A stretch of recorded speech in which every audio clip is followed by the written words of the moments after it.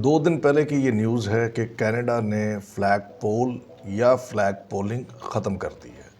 CIC की ये news है कि flag polling set to end as IRCC tightens border security. Mark Miller साहब जो हैं वो इनके इमिग्रेशन के मिनिस्टर हैं और उन्होंने ये जो फ्लैग पोलिंग थी इसको कम्प्लीटली बंद कर दिया।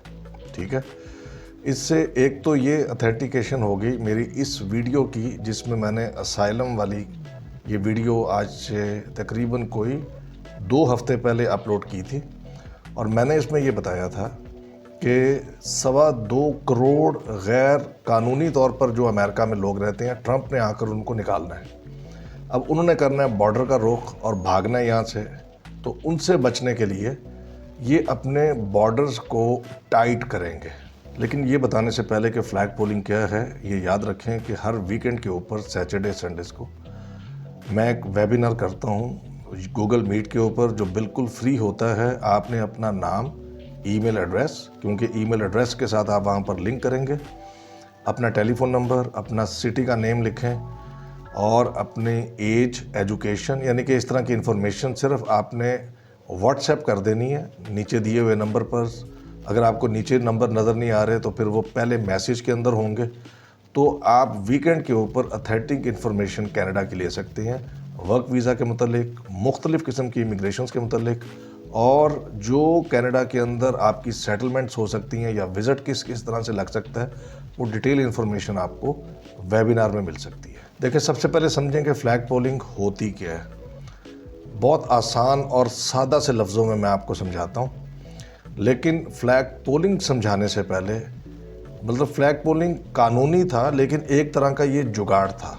इसको समझने के लिए ये ज़रूरी है कि आपने अगर ये इंडिया की मूवी देखी है jolly LLB part 2 Akshay Kumar की, तो अक्षय साहब के पास एक केस आता है। एक आदमी होता है जो हमारे इंडिया पाकिस्तान में यूजुअली होता है, वो ज़िंदा होता है लेकिन कागज़ों में मर चुका होता है। तो जब वो कागज़ों में मर जाता है तो कोर्ट उसका केस अपने पास उसका एडमिशन नहीं करता। तो जॉली LLB साहब उसके केस लड़ते हैं और उसे बताते हैं कि तूने कोर्ट में जाकर ख़ुदकुशी का सीन करना है। जैसे वो सुइसाइडल अटेम्प्ट करने की कोशिश करता है तो साथ ही उस पर FIR दर्ज हो जाती है। जैसे ही FIR दर्ज होती है तो उसका नाम सरकारी कागज़ पर आ जाता है। सरकारी कागज़ पे नाम आने के बाद वो जो पहले ज़िंदा था और कागज़ों में ज़िंदा नहीं था, अब वो सरकारी तौर पर भी ज़िंदा करार पाता है। ठीक है जी। तो हम इंडियन पाकिस्तानी, यानी कि हम लोग जो हैं, हम जुगाड़ी हैं 15,000 वाट के, तो ये भी एक तरह का जुगाड़ था। होता इसमें ये था फ्लैग पोल में, जिसको लोग डिनाइड या डिनाइल एंट्री भी कहते थे, जबकि ये डिनाइड एंट्री नहीं होती। डिनाइड एंट्री और चीज़ होती है, वो भी आपको बताता हूँ। पहले आप फ्लैग पोलिंग को समझ लें कि क्या होता था।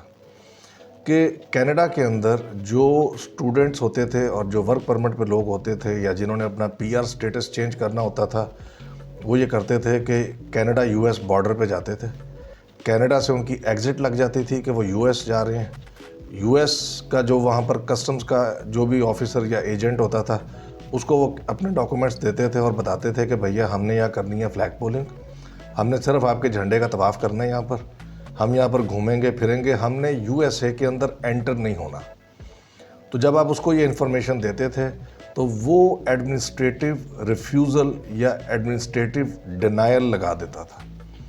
ठीक है, यानी कि वैसे आप एलिजिबल थे लेकिन वो एडमिनिस्ट्रेटिवली आपको डिनाई कर देता था एंट्री। इसको कहते थे फ्लैग पोलिंग। अब इसको दोबारा समझें। अब मसला ये है कि ऑनलाइन अगर आप एप्लीकेशन भेजते हैं और आप अपने वीज़ा स्टेटस को चेंज करवाना चाहते हैं तो उसमें 6 महीने 8 महीने बहुत लंबा अरसा लगता था। आसान काम ये था कि गाड़ी पे बैठकर US कनाडा बॉर्डर पर जाएं, वहाँ जाने के बाद आप यहाँ कनाडा से एग्ज़िट हों और कनाडा से एग्ज़िट होने के बाद आप US को बता दें कि भैया हमने आपके मुल्क में दाखिल नहीं होना। वो एडमिनिस्ट्रेटिव रिफ्यूज़ल लगा देगा, एंट्री बैन, आप एंट्री बैन नहीं, वो डिनाई कर देगा उसको।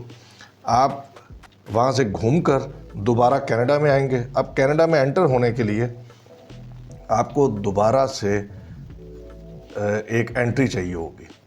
तो स्टूडेंट्स इसको यूज़ करते थे रिन्यू करवाने के लिए अपने वीज़ाज़ को।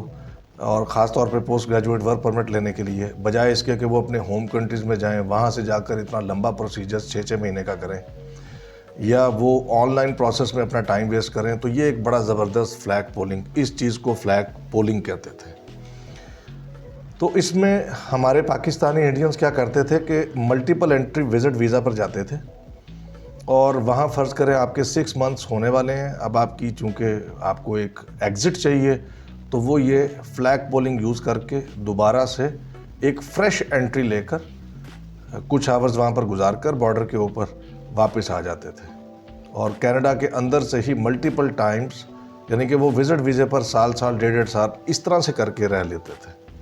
इसको 2 दिन पहले मार्क मिलर ने ख़त्म कर दिया और मार्क मिलर ने ख़त्म इसलिए किया कि उसने कहा है कि हमारे जो बॉर्डर है उनके ऊपर बहुत ज़्यादा प्रेशर पड़ रहा है, बहुत ज़्यादा रश बढ़ रहा है, जिसकी वजह से हमने ये खाता ही ख़त्म कर दिया है कि अब आप विद इन कैनेडा ऐसे यूँ फ्लैग पोल होंगे और अपने स्टेटस को दोबारा से रिन्यू करवा देंगे। तो इसलिए अब ये ख़त्म हो गया और उम्मीद है कि आपको ये ज़्यादा अच्छा समझ आया होगा। जॉली LLB 2 के इस सीन को देखने के बाद अगर आप इसको देखें तो आपको वो पूरा सिस्टम समझ आएगा। अब डिनाइल एंट्री क्या होती है? देखें, डिनाइल एंट्री का मतलब ये है कि मैंने वीज़ा लिया, ठीक है, मैं वीज़ा लेने के बाद टिकट लिया, मैं बैठा, मैं कनाडा पहुंच गया या अमेरिका पहुंच गया, जिस मुल्क का मेरा वीज़ा लगा, वहाँ पर उन्होंने मेरे डॉक्यूमेंट्स चेक किए। तो जिस तरह का वीज़ा था उसके अकॉर्डिंगली नंबर 1 या तो डॉक्यूमेंट्स पूरे नहीं थे, नंबर 2 या उनको शक हुआ कि यार ये बंदा किसी 2 नंबर तरीके से इसने वीज़ा लिया है और ये एक्चुअली ये नहीं है जो अपने आप को प्रेजेंट कर रहा है। तो उसके ऊपर जो आपकी बॉर्डर सिक्योरिटी एयरपोर्ट पर होती है वो आपको शुक्रिया के साथ लपेट कर वहाँ से डिपोर्ट कर देती है। इसको कहते हैं रिफ्यूज्ड एंट्री या डिनाइल एंट्री। फ्लैग पोलिंग के अंदर भी समटाइम्स ऐसे होता था कुछ केसेस में, क्योंकि रिस्क देखें हमेशा रहता है। जब हम कोई भी जुगाड़ करने की कोशिश करते हैं ना, तो जुगाड़ हमारी लाइफ के अंदर रिस्क ला सकता है। उसके अंदर भी रिस्क होता था लेकिन बहुत मिनिमल, कि आप जब उसमें फिर ये होता था कि फ़र्ज़ करें अगर उन्होंने आपने US से तो अपनी एंट्री रिफ्यूज़ करवा ली, वहाँ से एडमिनिस्ट्रेटिव रिफ्यूज़ल ही हो बेशक वो, आप कनाडा की तरफ वापस आए तो सम टाइम्स कनाडा वाले भी आपको एक्सेप्ट नहीं करते थे, बट रेयर केसेस होते थे। तो उसमें फिर आप दोनों बॉर्डर्स के बीच में फंस जाते थे, तो फिर वो आपको वहाँ से ना समेटते थे, जिस तरह से खेतों से सामान इकट्ठा करते हैं, और लपेट कर आपको वो आपके मुल्क भेज देते थे। तो मुल्क तो आपने वैसे भी जाना था, तो ये चांस लेने में क्या बुराई थी।